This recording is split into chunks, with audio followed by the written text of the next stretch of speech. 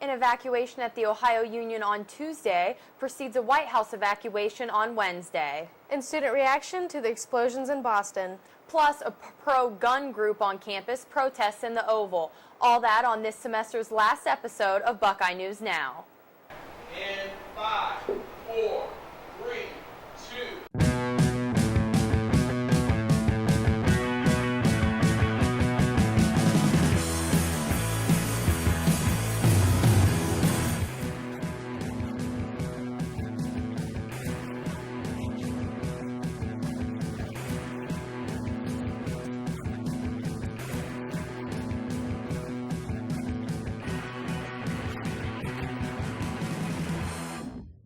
Welcome to our last episode of Buckeye News Now for this semester. I'm Alexandria Chapin. And I'm Asia Gore. Although it's our last show, it's packed with breaking campus and national news. Let's start with our top stories. The Ohio Union was evacuated on Tuesday evening after a suspicious package was located outside. OSU police closed down 12th Avenue to Haggerty Drive, and the Columbus Bomb Squad was called to the scene. The authorities detonated the package, which ended up to be an unattended backpack. Unlike past evacuations, police did not issue a text alert, and many students aren't happy about it. The police later issued a statement via Twitter saying that there was not a threat at the Union and their response was standard procedure. 2 explosions on Monday afternoon near the finish line of the Boston Marathon have reportedly killed 3 people and injured more than 130. Of the fatalities is an 8-year-old boy. A White House official said this will be treated as an act of terror, but there have yet to be any arrests. According to the Boston Globe News, investigators found a circuit board believed to be used to trigger the explosions. At least one bomb may have been hidden inside a backpack. Haley Kim got the student reactions to this tragedy.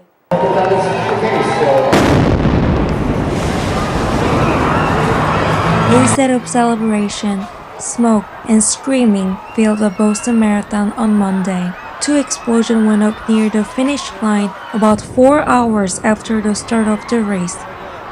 3 people, including an 80-year-old boy, were killed and more than 170 people were injured. Ohio State students, whether they know someone in Boston or not, said they were shocked and worried. I have a lot of friends that live in Boston, and it was scary immediately to hear about it. Luckily, everyone I know is okay, but still, it was just a major tragedy. I actually had 2 coaches from high school running in the race, so I immediately contacted them, and within about an hour they both got back to me saying that they were okay, so I was a little more relieved by that point. And then it was just a scary thing to see the news and actually see 2 bombs go off in a place that hasn't had any type of attacks on it since 9/11. And it was kind of disappointing to see something like that happen, and they just kept showing the footage over and over, and it was kind of sad to see. Students said, ironically, they were able to find humanity in this tragedy. NBC Sports Network tweeted that marathon runners that crossed the finish line continue to run Mass General Hospital to donate their blood to victims. Also, American Red Cross tweeted that they have enough blood. Those people are amazing. To run 26 miles is a feat all in itself, and then to go to the hospital and try and give blood to those who are in need is just an amazing feat, and those people definitely should be thankful. I just wish it's something that didn't happen. I think it's just another event that's just adding to how scared a lot of people in the United States are, and I hope that it doesn't affect people too much. I'm just glad my 2 coaches are okay, and that, I pray for those who were injured and for the 2 people that were killed, and be with their families and everything. Wishing Boston overcome this tragic terror attack, this is Haley Kim reporting for Buckeye News Now. The West Wing of the White House was evacuated for an hour on Wednesday after a nearby car raised suspicions. The area was checked for explosives, and authorities gave the all clear and called the incident a false alarm, according to ABC News. In other White House news, a letter addressed to the president was tested positive for poison ricin and will be sent to a laboratory for additional testing, according to the FBI. A house fire broke out at a Summit Street residence on campus Monday morning at 2 a.m. 8 women in the home, including 6 OSU students, escaped the blazes, and no one was reported injured, according to Columbus Division of Fire.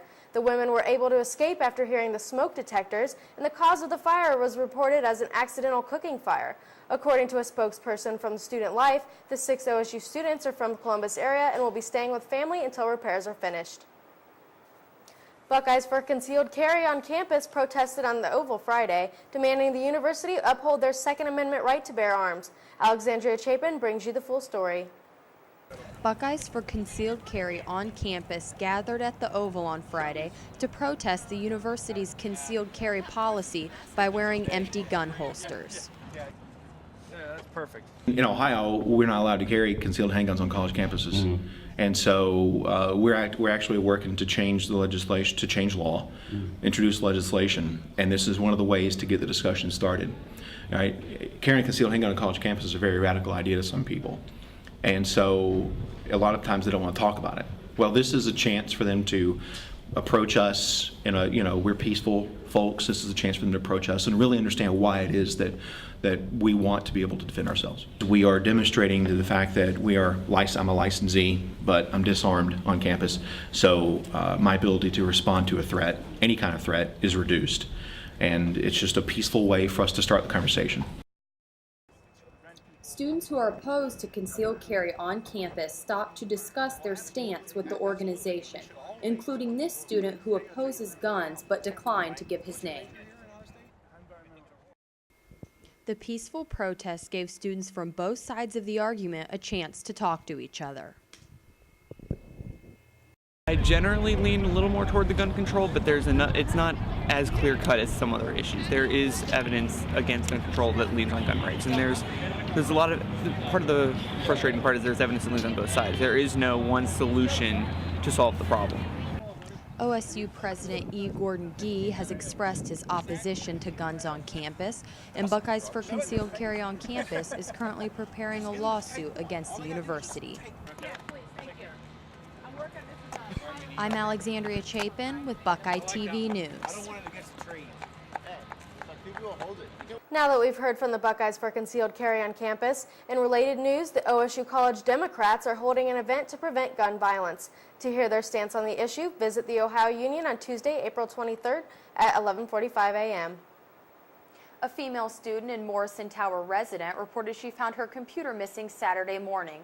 According to police reports, the student saw a man leaving her residence, and she chased the man outside. Witnesses joined the woman in the chase and apprehended the suspect, who had the stolen items in his possession, including 2 laptops, an iPad, and a cell phone. The suspect has been arrested on a $50,000 bond and charged with burglary. Ohio State lost a fellow Buckeye over the weekend at the Theta Tau fraternity house. 22-year-old Frank Bodie passed away on Saturday night, and the cause of death has not yet been released. Bodie was a third year in mechanical engineering and a Sigma chapter member. Students who knew Bodie called him outgoing and say he always had a smile on his face. Student Life Counseling Center and the Student Advocacy Center are offering whatever help and support may be needed during this time. There was an alleged homicide and attempted suicide that occurred near OSU campus early Monday morning that's being investigated by the police. The police responded to a call and found an unresponsive woman in the Indiana Avenue. The man who allegedly killed her was found suffering from self-inflicted stab wounds in an attempt at suicide, but he is expected to survive. According to police reports, detectives are preparing murder charges against the man. When we return, we have sports reporter Jill Gonzalez here to give you your Buckeyes spring game recap. And our Buckeye TV meteorologist Christy Lightfritz with your weather update. Don't go away.